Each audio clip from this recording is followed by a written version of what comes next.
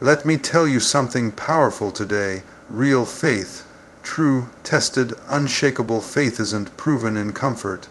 It's not born in calm waters.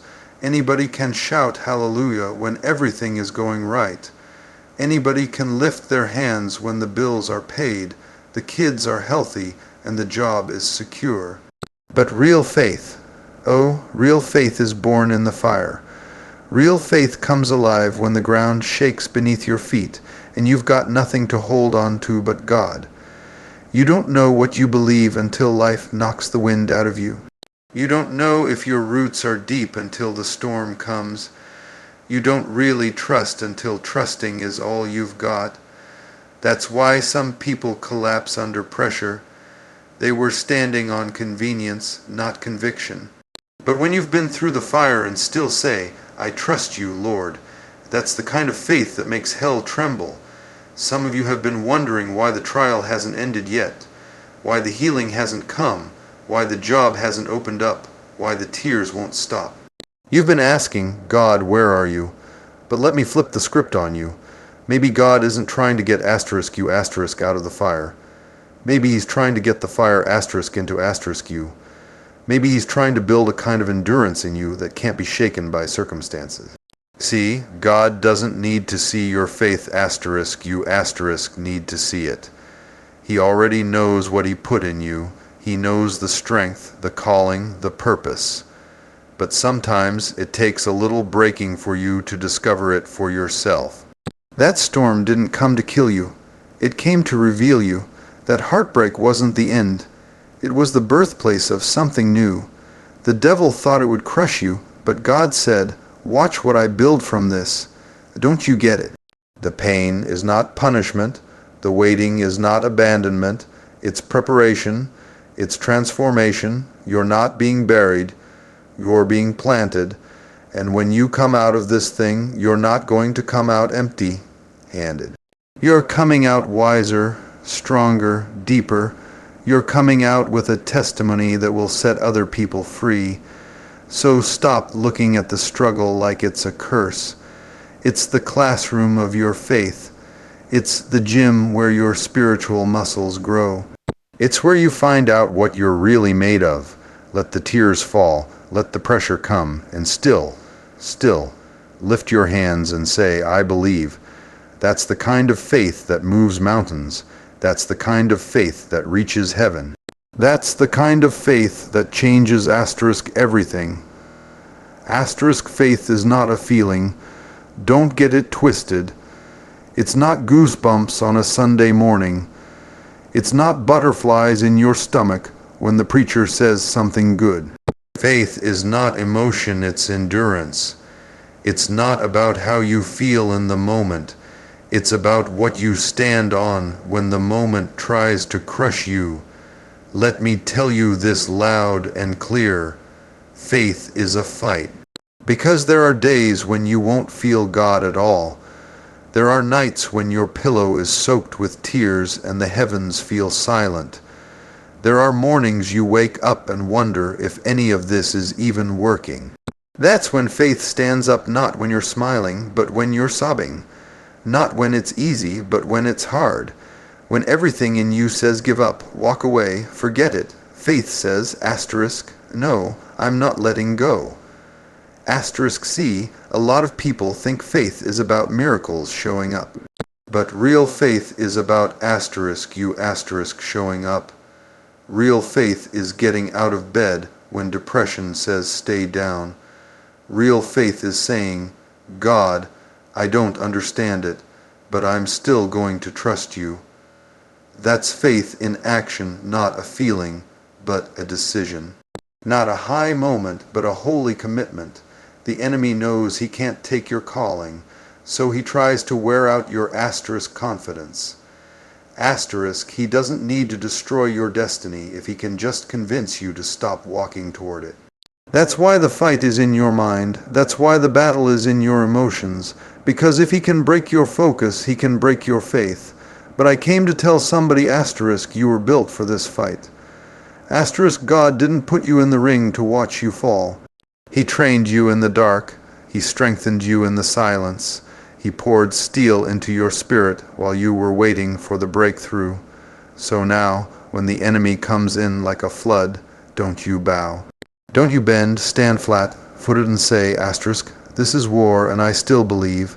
Asterisk, let your tears fall, just don't stop swinging. Let your heart ache, just don't stop pressing. Let your faith fight for you.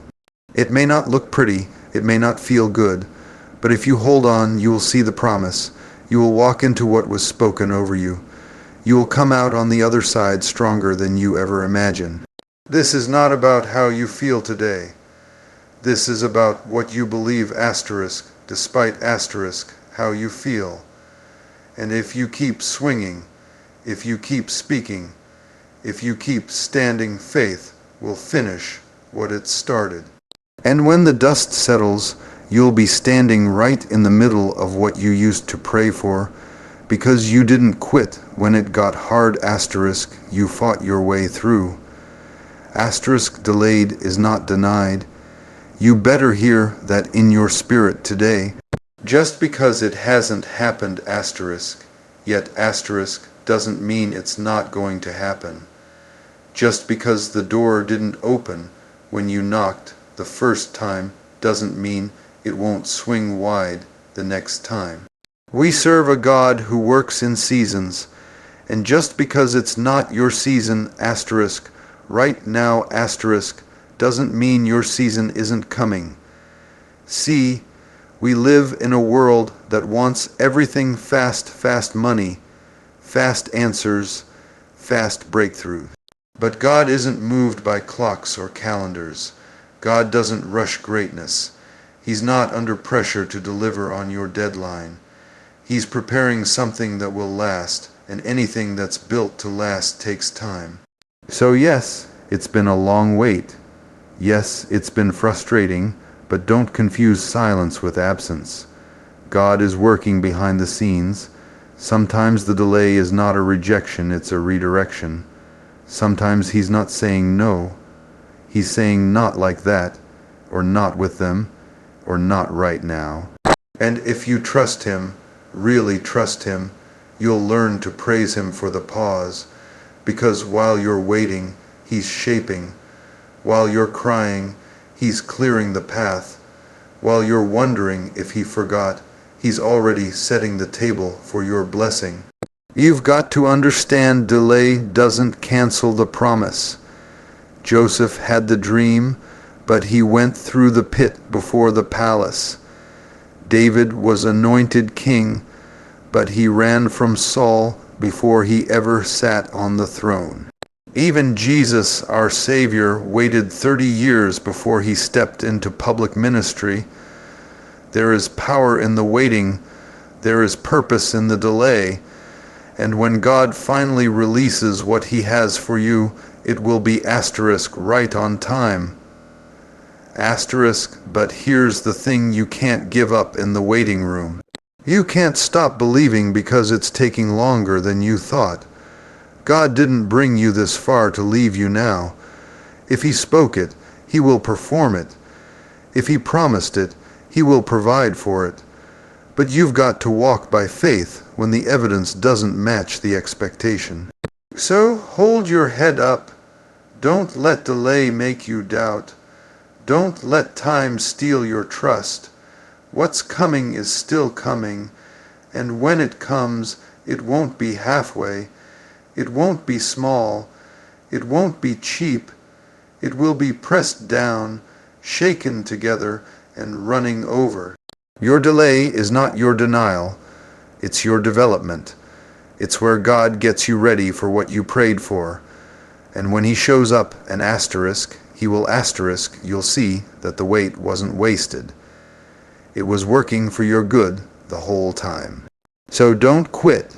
Don't back down. Don't stop expecting, because what God has for you, asterisk, is still on the way.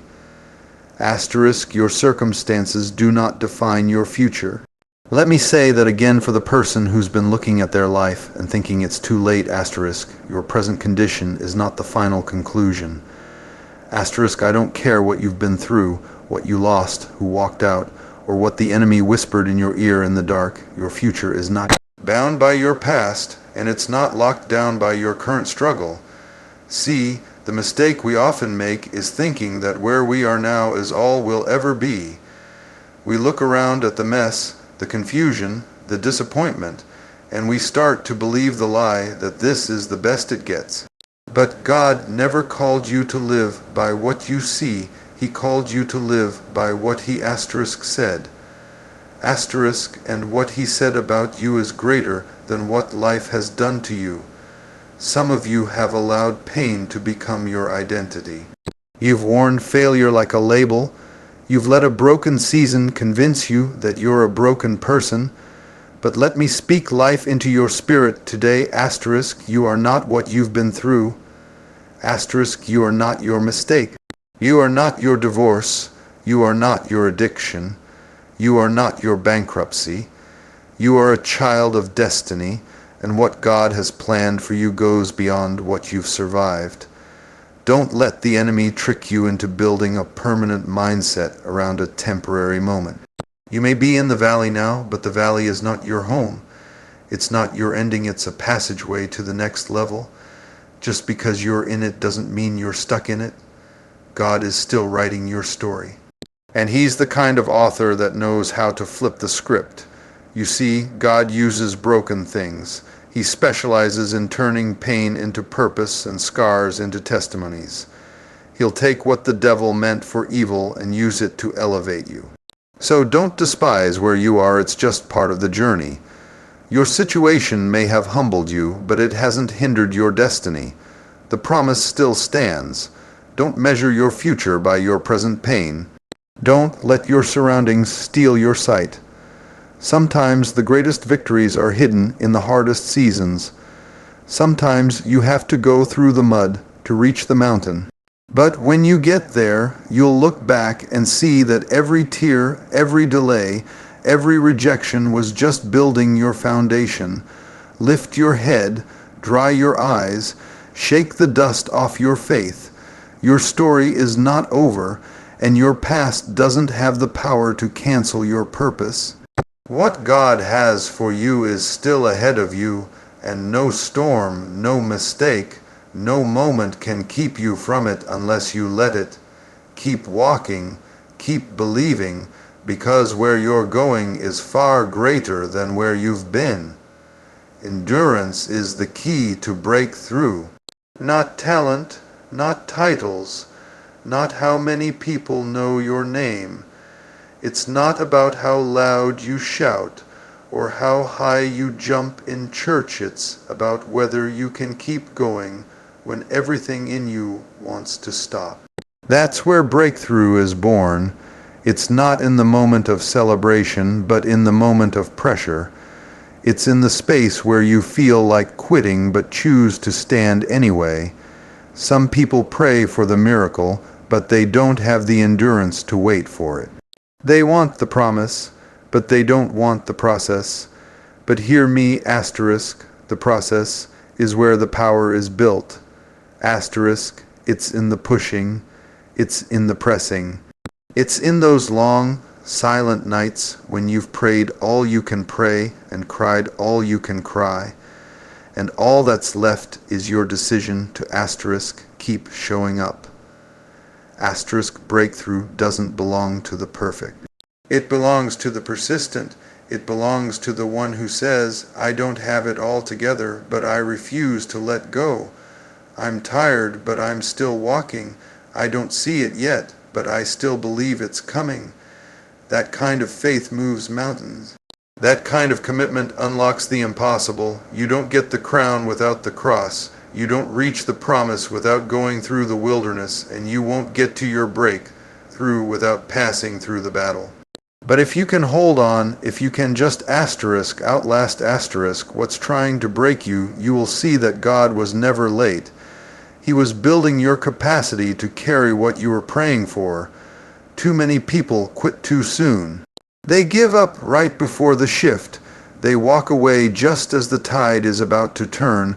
But let me tell you something, breakthrough always looks impossible right before it shows up. That's when the enemy fights hardest. That's when the pressure increases. That's when you start to wonder if you missed it. But that's not the time to run, that's the time to dig in. God honors endurance. He rewards those who keep believing when nothing changes. He shows up for those who wait, who trust, who don't let weariness steal their worship. And when the breakthrough comes, because it will come, it will be greater than what you imagined, because you grew through the process. You didn't just receive the blessing, you became someone strong enough to hold it. So don't you dare stop now. Don't back down. Don't let delay discourage your discipline. Keep praying. Keep praising. Keep pushing.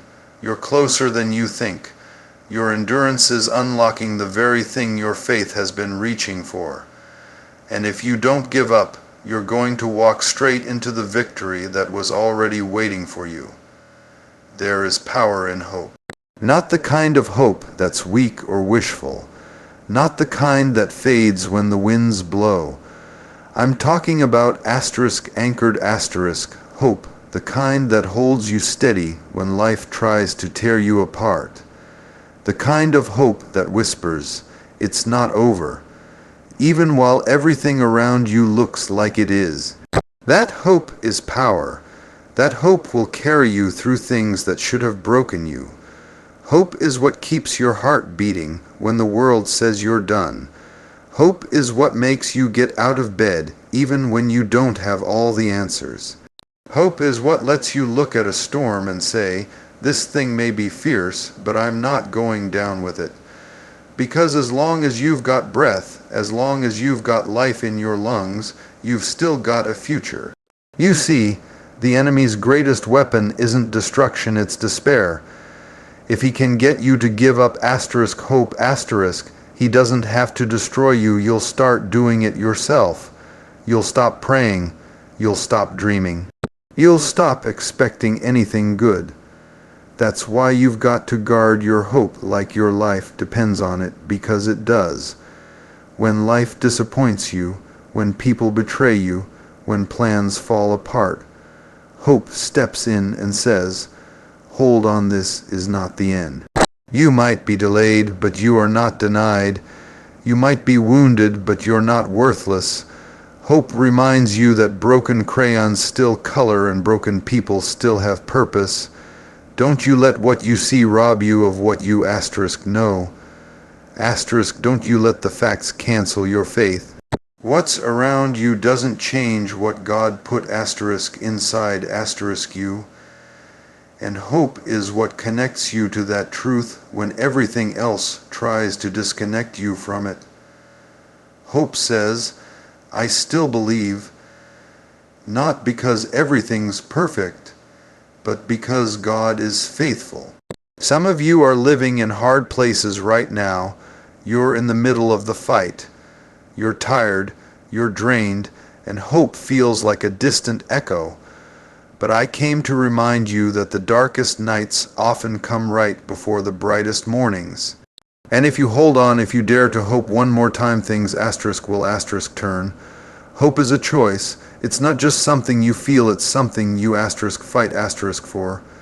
Every day you decide, I will not let what I see make me forget what I believe. That's hope. That's strength. That's power. And when you walk in that kind of hope, you become unstoppable. Because nothing, no trial, no pain, no disappointment can keep a hopeful heart from rising. So today, stir it back up. Fan the flame, speak life again, expect again, dream again, because the enemy didn't win, you're still here. And as long as you're still here, there is still hope.